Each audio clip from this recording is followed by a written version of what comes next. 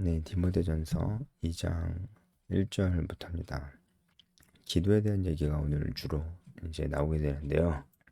한마디로 어, 바울이 디모데에게 기도하는 것이 얼마나 중요한지를 얘기해주고 있습니다. 여기 1절에 간구, 기도, 도구, 감사 이렇게 나오는데 이게 다 기도를 강조하는 이제 그 강조하려고 여러 번 얘기한 것이기도 하지만 또 조금씩 의미가 조금씩 다릅니다. 일단은 간구라고 하는 것은 간절히 필요한 것을 구하는 것을 간구라고 하고요. 그 다음에 기도는 그냥 모든 형태의 그 기도를 다 통칭하는 거고요. 도구는 중보 기도를 얘기하는 거고, 감사는 이런 간구와 기도와 도구의 결과라고 볼 수가 있겠죠. 그래서 이 간구, 기도, 도구, 감사가 이제 다 조금씩 다릅니다. 그러니까 기도할 때 우리가 이런 요소들을 잘 기억을 해야 되고 이런 기도들이 다 필요하다는 것이죠. 이런 기도들, 기도의 종류를 얘기하면서 기도하는 게 중요하다는 것을 좀 강조를 하고 있고요. 그리고 이것을 기도하는 것을 첫째로 권한다 이렇게 얘기하는 것은 이 첫째로라는 이 말이 프로톤인데 이것이 가장 우선적으로라는 뜻입니다. 기도하는 것이 가장 우선적으로 필요한 것이다라고 얘기를 합니다. 2절을 보면은 이제 특별히 누구를 위해서 기도해야 되는지가 나오는데 바로 어, 정치를 하는 사람들이죠. 권력을 갖고 있는 사람들을 위해서 기도를 해야 된다. 이렇게 얘기를 합니다. 이것은 우리가 모든 경건과 단정함으로 고요하고 평안한 생활을 하려고 우리가 그들을 위해서 기도하는 것이다라는 것이죠.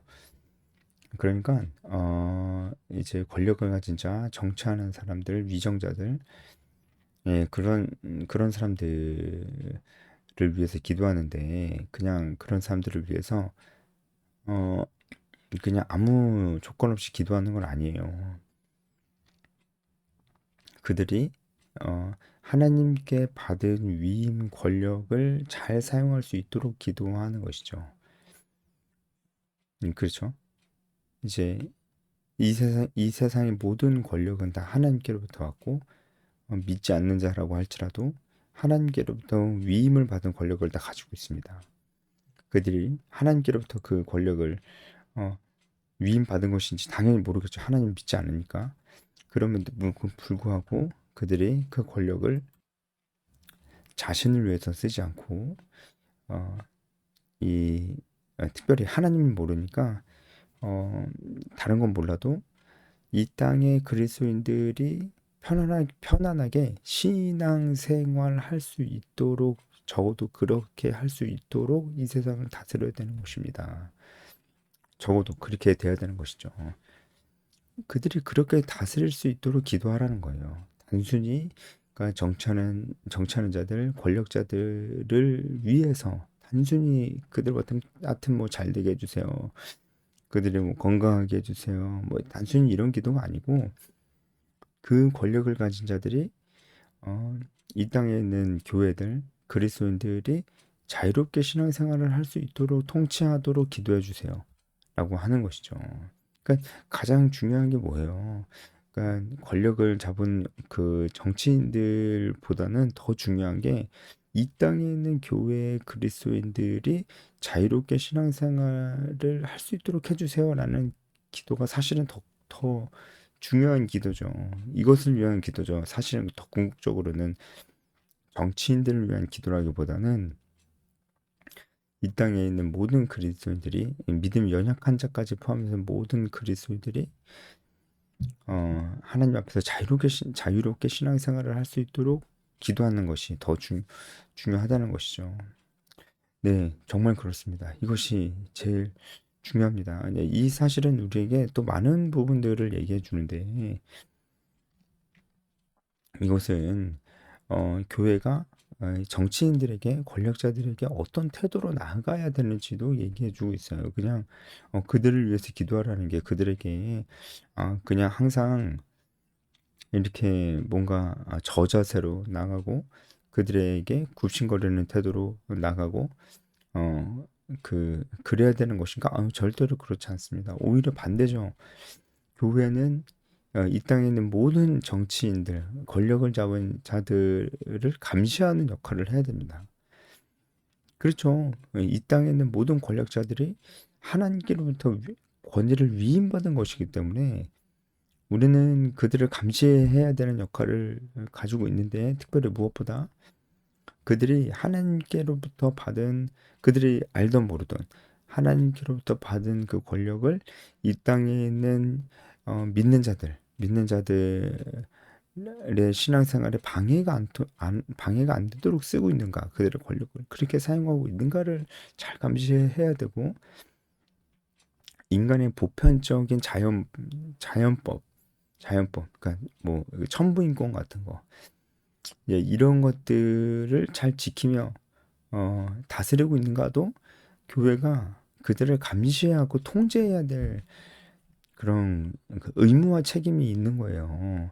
그들이 그렇게 하지 못한다면은 그렇게 하면 안 된다. 사람들의 그런 자연적 어떤 천부인권을 유린하고 자유를 제한하는 것들, 이러는 것들은 어, 그냥 그거 그러면 안 된다라고 해야지. 그 교회는 하여튼 무조건 정치하는 자들을 위해서 기도해야 되고, 암튼 그들을 위해서 기도하면은 우리 역할은 다 끝났고, 그게 절대로 아니죠. 이 말씀을 잘 보면은 그냥 그들을 무조건 기도로 지지해라, 그게 절대로 아닙니다. 이 조건을 잘 봐야죠.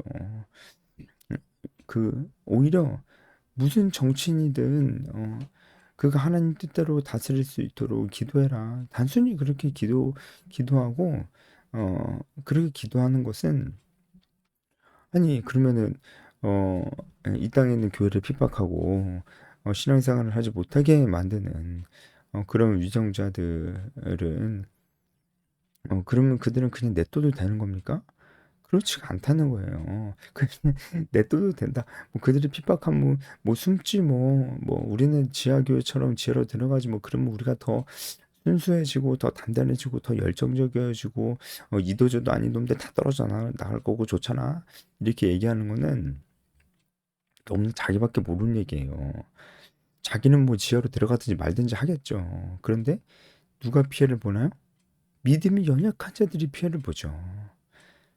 이런, 만약에 이제 어떤 권력자가 교회를 핍박하면은 믿음이 좋은 자들이야 더 좋아질 수 있겠죠. 근데 모든 피해는 믿음이 연약한 자들이 보는데, 믿음이 연약한 자들이 더 이상 배우지도 못하고 훈련하지도 못하고 성장하지도 못하고 막 그렇게 흔들리고 불안해하고 그러는데, 나는 내가 믿음 좋으니까 나는 뭐 잡혀도 되고 뭐 처벌받아도 되고 하니까, 나는 더 전투력 상승하니까 나만 그렇게 좋으면 돼. 그럼 되나요? 그럼 끝이에요? 그런 어떻게 이기적인 말이 어디 있어요?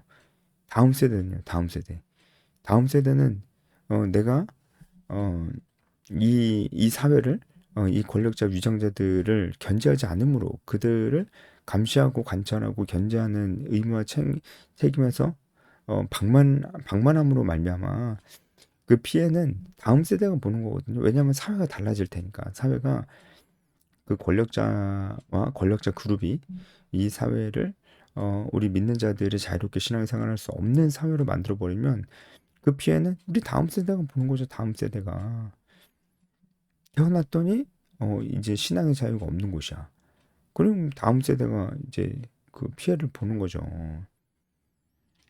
그러니까 이게 우리가 이게 정치인들, 권력자들을 위해서 기도하는 것이 얼마나 중요한지, 어, 믿음 좋은 나를 위해서가 아니에요. 믿음이 연약한 자들을 위해서, 그리고 다음 세대를 위해서 우리가 이 정치, 한마디로 정치에 관심을 가져야 되고, 정치인들을 견제하고 방만하게 그들을 바라보면 안 된다라고 하는 겁니다. 이 기도만 봐도 알 수 있고, 기도를 강조하면서 디모데에게 바울이 기도를 강조하면서 제일 먼저 얘기했던 게 바로 이 위정자들, 이 정부 사람들, 그리고 권력자들, 이들을 위해서 기도하라고 하는 것이 바로 여기에 달려 있는 것입니다. 그런 것입니다. 네, 우리가 이걸 꼭 기억할 필요가 있습니다. 자, 이제 3절에서 7절까지는 이런 그 정치인들 비롯한 모든 사람들을 위한 중보 기도가 필요한 이유에 대해서 3절부터 이제 쭉 7절까지 쭉 나옵니다.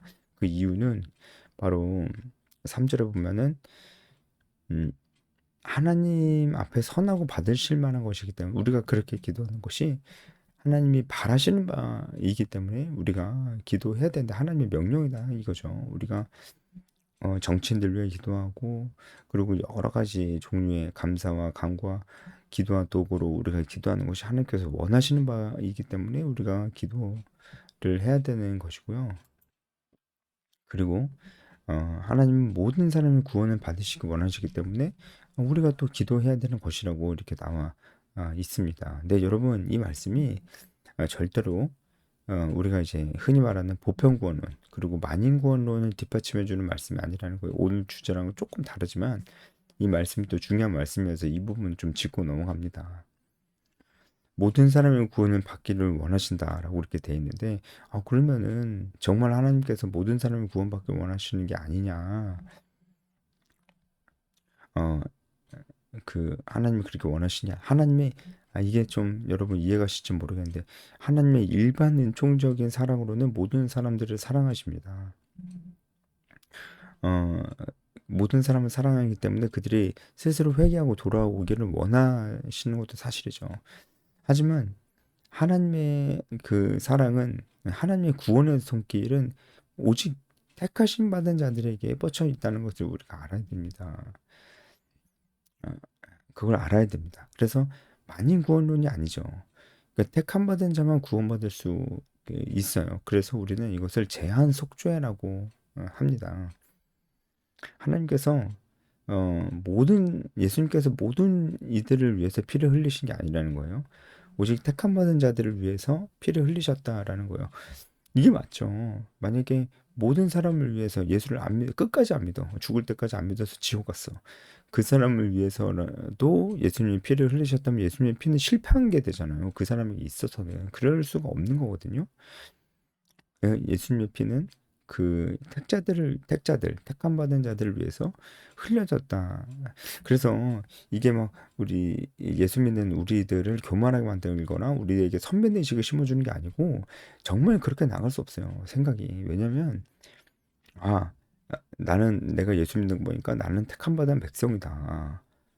하나님이 나 같은 사람을 위해서 피를 흘리셨구나. 그게 제한 속죄구나. 맞아요. 맞는데 거기에서 우리가 우월감을 느끼거나 선민의식을 절대로 느낄 수 없는 것이 우리가 얼마나 큰 죄인인지를 알기 때문에 그래요.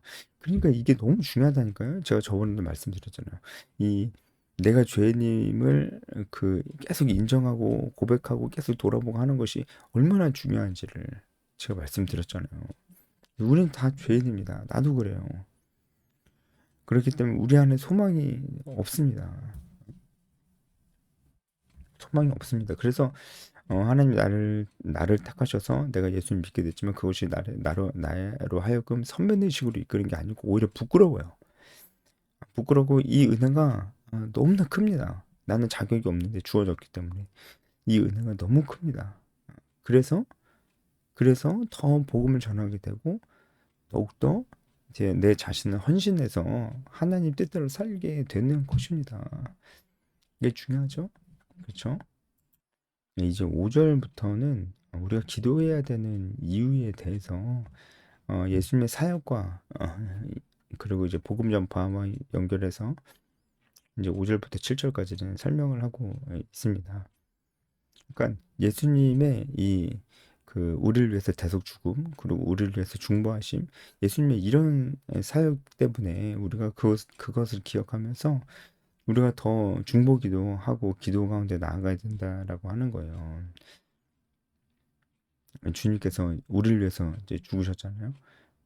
그렇기 때문에 어, 우리가 더 다른 이들을 위해서 더 기도해야 된다라고 하는 것입니다. 5절에서 그냥 그리스도 예수라 이렇게 하는 게 아니고 사람이신 그리스도 예수라 이렇게 얘기하는 것은 어, 그 중보자로서 예수님의 구속 사역이 완전했다라는 것을 얘기해 주고 있습니다. 6절에 기약대로 이르러 주신 증거니라라고 하는 것은 예수님의 대속 죽음이 증거가 됐다는 거예요. 무슨 증거냐면 이제 그 이름을 믿는 모든 자마다 죄 사함을 얻고 구원을 얻게 되었다는 증거죠. 예수님의 대속 죽음이 그 증거가 돼서 이제는 누구든지 그 이름을 믿는 자들은 구원을 얻고 영생을 얻을 수 있는 길이 열렸다는 것은 새로운 시대가 열렸다는 것을 반증해 주는 거잖아요. 이런 새로운 은혜 시대가 열렸기 때문에 우리가 더 기도해야 된다. 기도해서 사람들이 안 믿는 자들이 있다면 그들 위해서 기도해야 된다. 바로 예수님의 대속 사역이 성공이기 때문이다. 라고 얘기를 하는 것입니다. 네, 그리고 이제 7절 바울이 자기의 정체성에 대해서 얘기를 하면서 그 복음의 감격에 대해서 얘기하다가 자신의 정체성에 대해서 얘기를 하면서 그만큼 네, 또 마지막으로 이렇게 기도하는 것이 중요하다 이렇게 마치고 있습니다. 오늘 여기까지 하겠습니다.